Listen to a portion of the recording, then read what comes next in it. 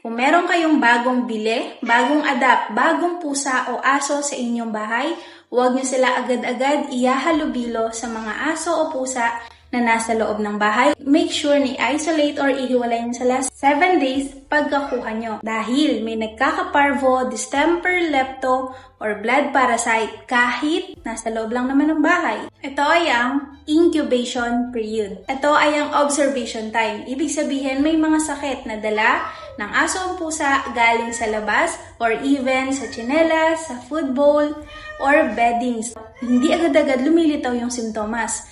Na okay nga sila ngayon pero after 3 days, bigla silang nagtae, sinipon, inubo, nagsuka, or worse, biglang nanghina na. Yung 7 days na yan, of course, kailangan nyo i-monitor kung magsusuka, magtatae, sisipunin, magkakaroon ng ubo, or tatamlay, or hindi kakain ang bagong aso or pusa.